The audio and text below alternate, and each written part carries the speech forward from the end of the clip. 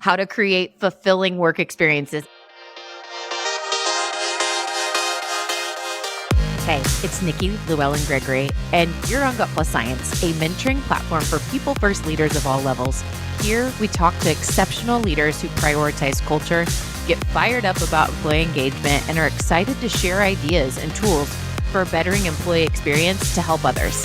Thank you for joining us to invest in being a better leader. Now, let's get to it. So every once in a while, we get a guest that is a phenomenal storyteller and example giver. Traci Scherck crushes the game on bringing her words alive in a podcast episode. You're about to see what I'm talking about. But let me tell you about Traci first. She is the Chief Talent Officer at Elevated Talent Consulting and a partner expert of Predictive Index. And wow, the power of Predictive Index shows up so loudly in this episode. And Traci is a podcaster herself. You'll hear more about that and her podcast and the focus there in just a few minutes. And okay, let's sharpen how we lead meaningful work. Get ready to take so many notes because she breaks down 4 powerful levers, like these key pillars, then have so many examples and ideas for us to try around being a leader that helps people to experience fulfilling work on the regular. Let's get with Traci.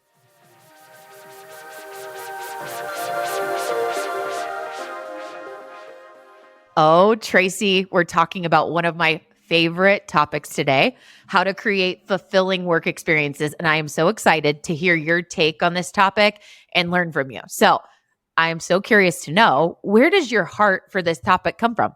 A crappy job. No. Yeah, totally. Some of our best teachers.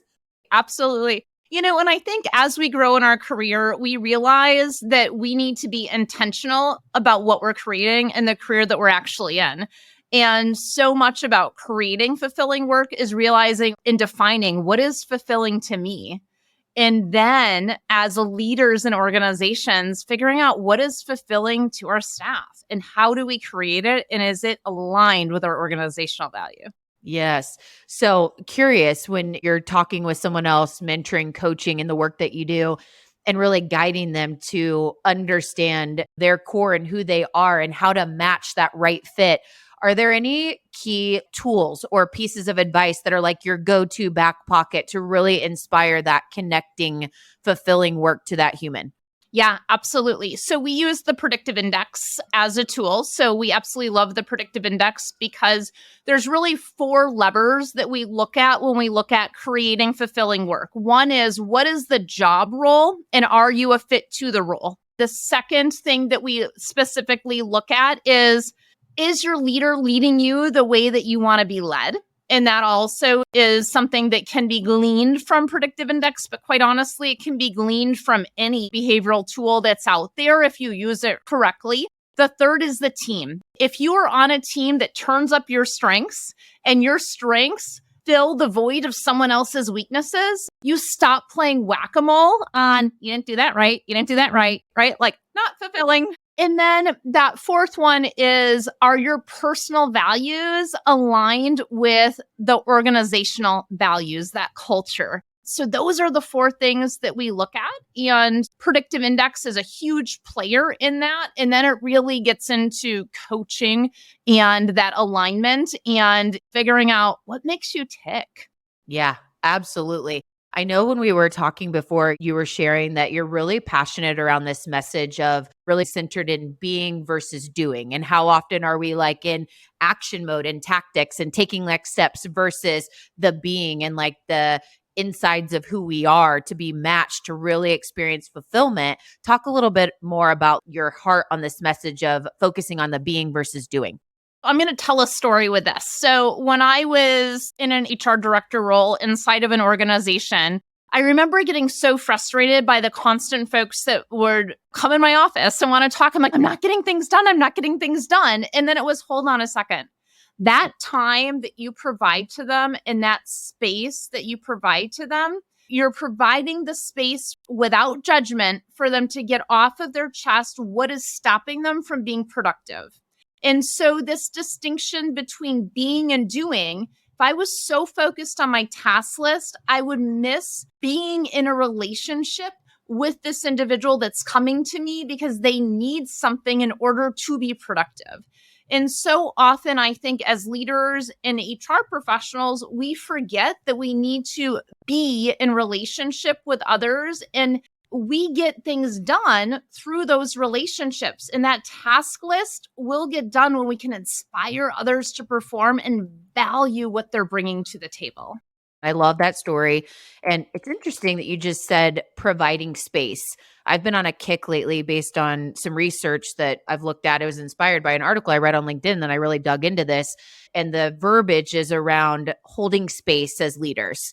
And I think all of us have the opportunity. It's kind of like being a better listener. Who doesn't have the opportunity to be a better listener? We all can sharpen that. No one's nailed it. It's a journey. Same thing with the holding space. And I think that's what you're sharing around providing space. Bring to life what that looks like. Maybe a couple of ideas on how to hold space for your people when maybe they're feeling like the role isn't a fit, or they're struggling with meeting the mark on things, or the team alignment. They don't feel like their strengths are being leveraged. Some of those levers that you shared.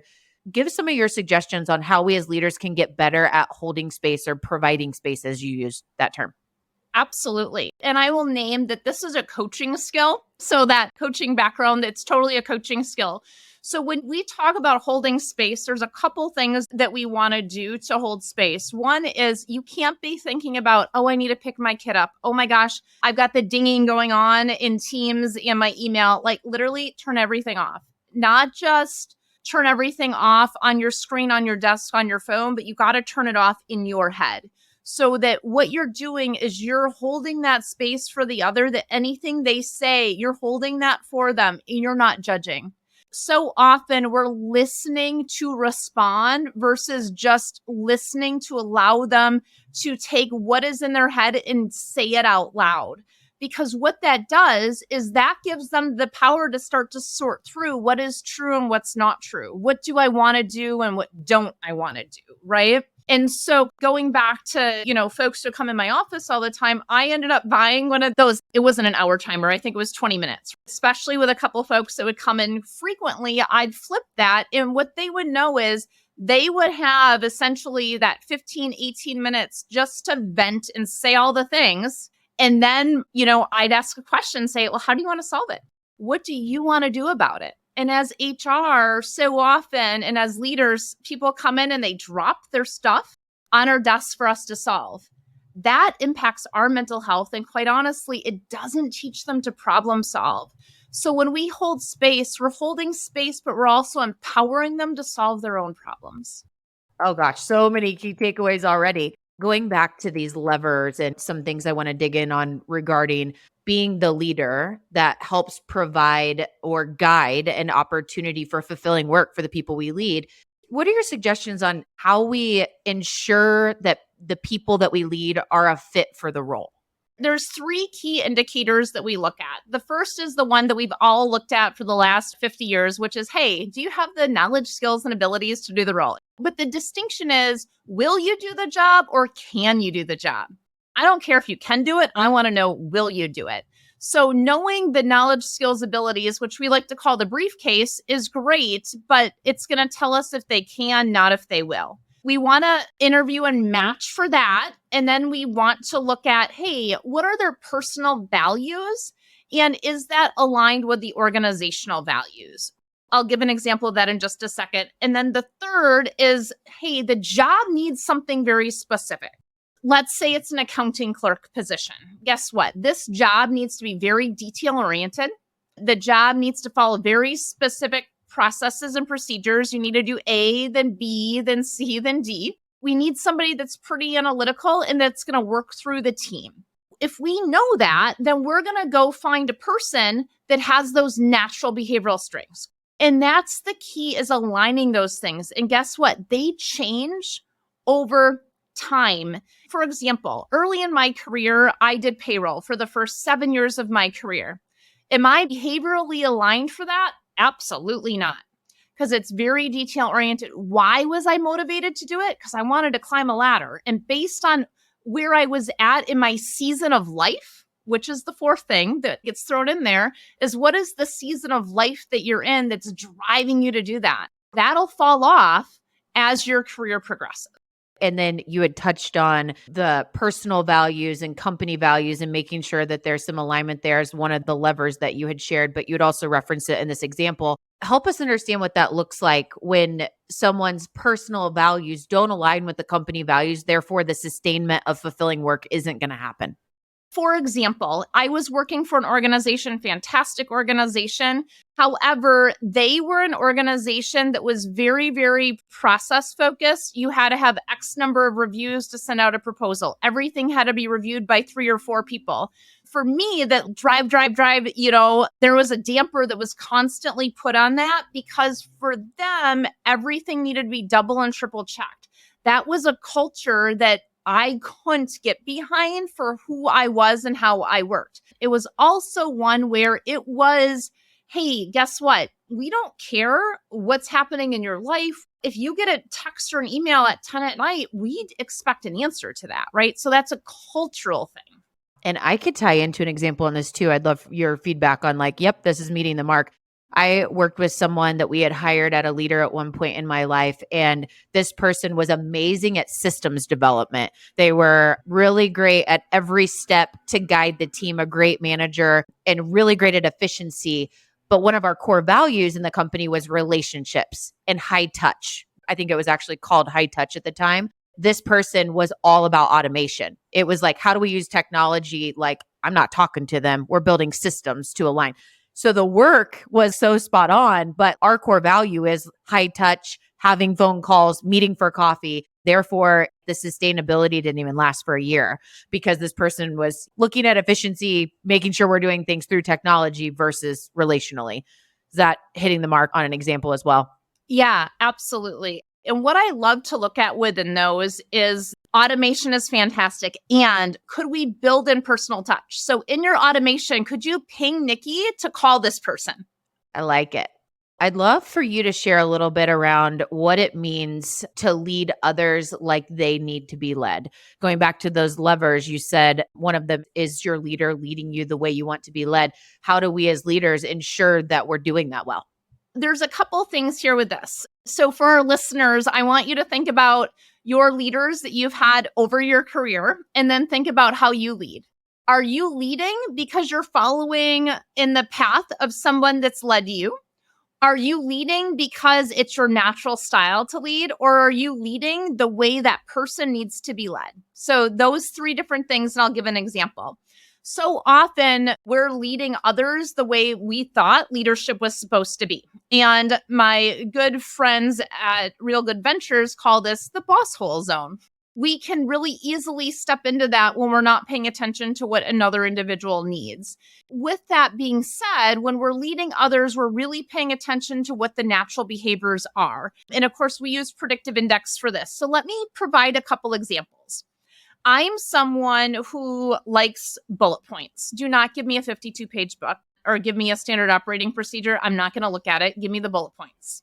However, if I have someone in a role, let's say it's an accounting or a director of finance role, they need the details and I need them to need the details. With that being said, they're typically going to be pretty process focused, like doing A, then B, then C, then D, and they need to follow through in that order.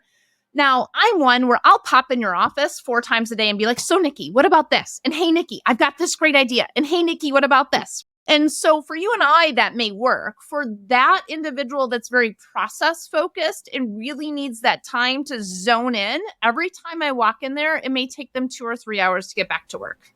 And once they have a priority, if I move their cheese, so to say, it's going to throw their entire day off. So if I'm leading them the way they need to be led, I need to honor that. And I need to figure out how can we, knowing who each of us are, work together to get this done. So it may be, hey, what would it look like if we just did a quick touch base every morning for 5 minutes so I understand what's on your plate? And if I need to reprioritize something, we have the ability to do it before you get to work. You're really illustrating well why a tool like Predictive Index is so helpful upfront in relationship building between a leader and a team member. Because think about how long without that tool to really self-discovery on both sides to help each other have those conversations, how long it would take and how much frustration, where we're just coming in with an energizing new thought and ready to go, like excited. But if we know up front, like this is not the best way, we hold space for certain times where we're able to spend time on those particular topics and there's dedicated space. So we're leading with what they really need. Just so much power in a tool like Predictive Index to do that. It's probably saving a whole year of time to be able to ramp up and provide such a more meaningful relationship for both parties. I know you had shared before when we talked that you like to illustrate the difference between transactional and transformational leaders. Will you talk a little bit more about that? Absolutely. This kind of goes back to the story we talked about at the beginning with, hey, I want to get my task list done. How do I get that done? Through others by empowering them, right? So a transactional leader and transactional HR is compliance-based. We're going to check the boxes. We're going to get those things done. Those are outputs, right? Transactional leaders are focused on outputs. Transformational leaders are focused on outcomes. So an output may be that we did 27 interviews this week. An outcome may be, guess what? We hired 3 people, and looking back on the day that we did 27 interviews, not great. But once we became a transformational leader, we interviewed 3 people, we hired 2, and they stayed for 10 years. The outcome then is retention in the organization, is profitability, is productivity, is they went and told 15 people about our organization and invited them to come and play with us, right? That's an outcome. An output is 27 interviews. An outcome is they stayed 10 years. So that distinction between, so often transactional leaders are focused on check, check, check, check, not what is the impact of those box checking. Thank you for sharing that. Let's talk a little bit about one of the 4 levers is team alignment. And I want to talk about team alignment and also the work environment that they're in. Sometimes in our worlds now, we're not right next to each other. We're using things like Slack or Teams or whatever, right? That's very environmental for how we engage with our teams. But talk to us about team alignment for fulfilling work and the environment that we're in. What have you learned propels people in this space, or what is most important in team alignment or setting the stage for the environment to make us most fulfilled in our work? Absolutely. And I love this question because this is where that cohesion and the trust and the I've got your back comes into play, right? One is, what is the strategy that this team is executing on? Meaning, what is the outcome, not the output? And we have to have outputs, of course, to get to outcomes, but what is the outcome that we're driving for? What's the strategy that's allowing us to get there? And then we look at, all right, so who are the folks that are on this team? And how do we ensure that the folks that are on this team are turning up the strengths of each other versus playing whack-a-mole on the weaknesses? So let me give you an example, and I'm going to tie it into an HR policy. So an example is I was having a conversation with an HR leader that had a sales team, and their sales team was kind of, they were doing okay. They weren't doing great. So I started asking some questions, and I said, well, tell me about how this team is set up. She's like, well, every single person has their own metrics to meet, and every single person is bonused based on what they sell. I said, okay. And I said, so tell me a little bit about how that's working. And she's like, well, we're hitting our goals, but we're having a lot of turnover. And essentially, people are competing against each other versus competing against the organization across town. And I said, okay, so let's pull the predictive index. We use PI for this. I said, let's pull the PI on each individual on the team. And so what we found is that in sales organizations, typically you have what we call hunter salespeople, which essentially are going to go out. They're going to meet 100 people. They love networking events, right? Because they can work the room. They can talk to each person. They're going to come back with 100 cards and go, look, I got 100 cards. Isn't this amazing? And you're going to go, what did you close? And they're like, I don't know, but I met 100 people. And then we have our farmer sales folks, right? Our farmers are amazing at building deep relationships. They don't love networking events. They go to a networking event, they're going to come back with 2 cards, but you know what? They're going to close those 2 sales. So often it's like that farmer is getting whacked on the head for not bringing in enough leads and not filling the lead pipeline. And the hunter is getting bumped on the head. Well, you didn't close it. You didn't close it. So what we did was we said, let's create some pods. So we created pods where we started putting together the hunter and the farmer. So when we put the hunter and the farmer together and we compensated, so if we think about the compensation story we're telling, we compensated based on these folks working together instead of competing against each other so that they were each playing to their strengths. When we did that, this organization gave out more bonuses than they had in their 100-year history. Oh, wow. What a cool story. So, Tracy, let's highlight all of these efforts that we're talking about to create fulfilling work. For example, we don't do a predictive index and then debrief, have a very meaningful conversation that shapes this person to make sure they're in the right fit role and that we're leading how they need to be led. And then on the bookshelf from there, it's an ongoing effort, right? Because things change, our lives change, we evolve, we want more. And so what does that consistent conversation look like? If you can give some examples for how a leader that does this really well, these 4 levers, making sure they're aligned, how do they illustrate this as an ever evolving effort to make sure that people are fulfilled at work? So there's a couple different ways to do it. You can use tools for it or you can't, right? Like you can do climate surveys and actually watch the data, which is fun. You can benchmark the data as far as, I'm going to go data, then I'll back into your actual question, okay? Because what I know about our executives is if we're going to spend money, I need to know that it's worth it. I need to know what metrics to watch because we know what gets measured gets done. So let's set our benchmark. What's our climate survey benchmark? What's our retention? What's our profitability? Pick your benchmarks and start there. And then as you're having these conversations for that leader, it is the relationship. It is the check-ins. It is the conversation. And of course, you're going to see it in the outcomes, which is what is your retention? What is your length of stay? What is the number of interviews that you're doing? If those number of interviews start going down, guess what? You know that you're doing something right because you're not needing to fill as many roles. And then with staff, it's also just checking in with them to say, hey, are you loving your role right now? Love the question of, if you had a magic wand, what would you change about your current situation? And what you're doing is you're giving them permission to do that. And you're also learning and then taking action on it.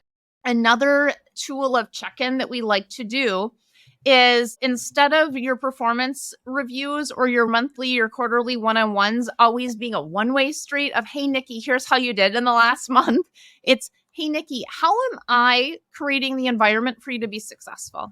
And hey, Nikki, you hit these numbers this month that exceeded expectations. How did that happen? Or, hey, we've had this one area. What can we do differently for the next month?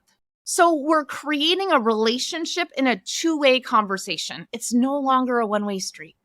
So much that you're sharing really is rooted in leaders being great coaches. And so I can see where your work is so valuable in really transforming leaders that many times, like in the middle manager leader spot, we're trying to apply this textbook stuff or this learning course stuff, but it's really the power is in being a great coach and not so much what we know and what we want to share, but like, how do we elicit responses out of what's inside of those people we lead? You're really good at that. So one great takeaway is just like, as a leader, how can I sharpen my coaching skills? And I think Tracy's given us like 10 things already. Tracy, I'd love for you to share a company culture that propels fulfilling work and maybe give somebody a shout out and take us behind the curtain of what that's like, or just in a general sense, what you see as a consistent effort among them. What does company culture that does a good job propelling fulfilling work look like? So I'm going to talk actually about one of my clients and how they solved a $500,000 problem. So they're a concrete company. It's called Midstate Concrete. And what they did within their company culture is they started looking at their leaders and saying, what is it that you need versus this is what you need. They no longer decided that they knew what was needed and they went and asked. That was one culture shift. The second culture shift that Sam, their HR manager, talked about, which is just brilliant, is the way they talk about their staff. So I'm talking about concrete pourers and those kind of things. So often these line level employees are talked about negatively in the executive level. Guess what? That goes through the entire organization. And that's a cultural thing, right? Culture is the behavior that we allow or don't allow inside of an organization. When we start talking about individuals for the craftsmanship, the attention to detail, I mean, the amount of detail and math and science that goes into pouring concrete is pretty incredible. But it's incredible what goes into it and the impact that it has on safety and on these buildings going up. So they shifted the way that they were talking to their employees and about their employees. And what it did is people started standing up a little bit taller, right? They started stepping into who they were. And I have value here. And guess what? When we see people bigger than they see themselves and we see them as valuable and we talk about that, that's a culture. And that shifts into every single thing we do. And I think that's so important in so many of the fields that are out there because we're not doing it well. I love it. So, Tracy, this episode has been so meaty. I'm sure there's all kinds of resources on your website. You've given us a great tool to think about if we're not using predictive index. So, thank you so much for sharing all of that. And leaders, this topic of fulfilling work, I have such a heart for it as well. And I was just really fired up for this conversation and to hear Tracy's perspective. There's so much that I learned in that. But I will say that as a leader, when you are helping to impact meaningful work for people, like Tracy was sharing, when people stand taller, when people are feeling more valuable, the ripple effect that makes in the homes that they are leaders in as parents and in their marriages, in the communities that they're in, every time that you're pouring into that to help them stand taller and feel more confident, it is helping so many more people. It truly changes the world. And no one, to kick off, I said, Tracy, where does your fire for this come from? You're like, the crappy experiences from the past. No one wants those, right? So all of us get to do our efforts to impact this. And it really does change the world. Tracy, I know you have a podcast. I'd love for you to do a quick plug on your podcast and we can link it out. And I suggest all listeners go check it out and follow. Keep this conversation going with you. Yeah, absolutely. It's called Talent Optimization with Traci Scherck, and they're 20-minute episodes every week. And really, it's going through these 4 levers that we just talked about and very specific tactics, tools, and beings of doing that as well. And you talked about coaching earlier, Nikki. My favorite people to coach are mid-level managers and teaching them those very specific coaching tools because our mid-level managers and our mid-level HR is not taught how to coach, nor have they ever had a coaching experience. I will second that. We hear that so much in opportunities and needs of employers. I can't wait for you to be a new connection to share within our community at People Forward Network. So it's been great. Tracy, we're going to take just a quick break here from our sponsor message today, and then we'll come back to our quick lightning round where we get to learn a little bit more about the personal side of you, which is always really fun. We'll be right back. If you're leading with a people-first mindset, which most likely you are because you're listening to Gut Plus Science, join People Forward Network, the largest community of humans on a shared mission to lead meaningful work. You can find us at peopleforwardnetwork.com or follow People Forward Network on LinkedIn. I'm back with Traci Scherck on Gut Plus Science, and we're in our lightning round where we're going to get to learn a little bit more about Tracy. So Tracy, we always start with your favorite book of all time or your favorite recent read for a leadership audience. We have an ever-growing list of maybe 375 books right now. So we would love to add yours. What book is that favorite that you want to add? It is called The Answer to How is Yes, Acting on What Matters, and it's by Peter Block, and it is an old one. But what I love about it is I don't have to have all the answers. I just have to say yes and be 100% committed to go get it. Great book. I don't think that's on our list. So thank you so much for adding something new. All right, Tracy, what always makes you smile? My kids. The funky things that they do or say, or the eye roll, or the fact when I go to kiss them in the morning and they're so much taller than I am, the only place I can get is the back of their neck. Tell us about your kids. Give a quick shout out. What are their names, ages? Their names are Quentin and Ethan. They're 15 and 17, and they know what they want to do, which is amazing to me. I've got one that's going to be a pilot, and the other is 3 sports, honor roll, all the things, and committed. It's amazing. Awesome. Thank you for sharing that. And Tracy, what is currently at the very top of your gratitude list? at the top of my gratitude list is my community. Often as leaders, we're giving that we don't know how to receive. And in the last 6 months, I've learned how to receive out of necessity. And I'm so grateful for those lessons. Beautiful. And Tracy, before we go, can you give our listeners the best way to connect with you after the show today? I'm all over LinkedIn. You'll see our podcast on there, and it is Traci Scherck on LinkedIn. Awesome. We'll link that out in the show notes as well.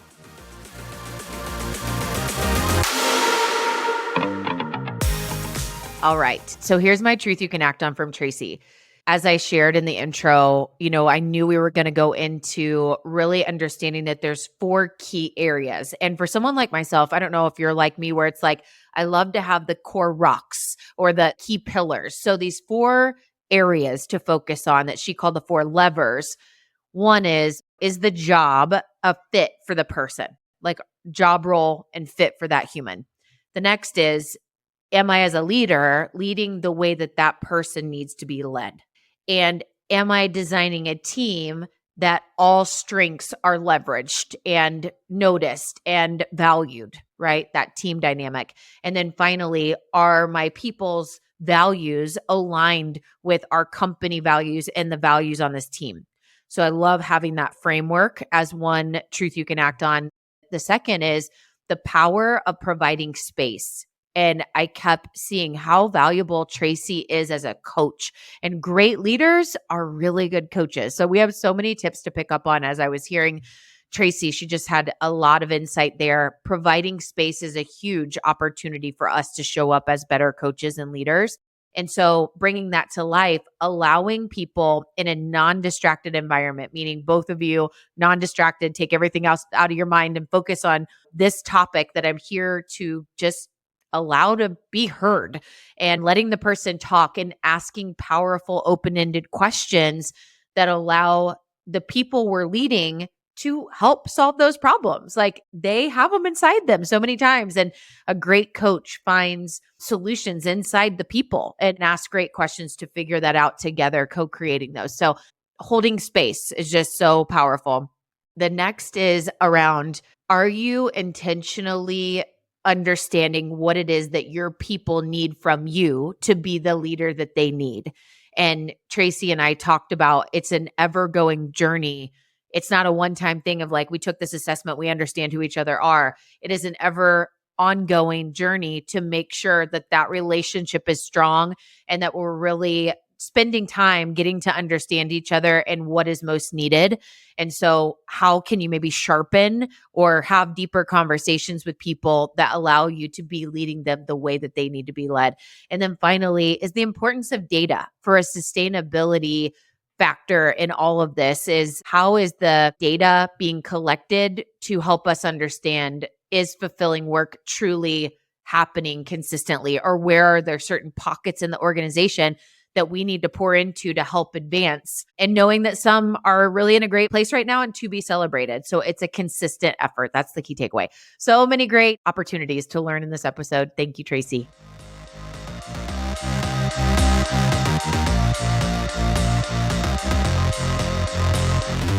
We just left the world a little bit better. Now, go do something with it.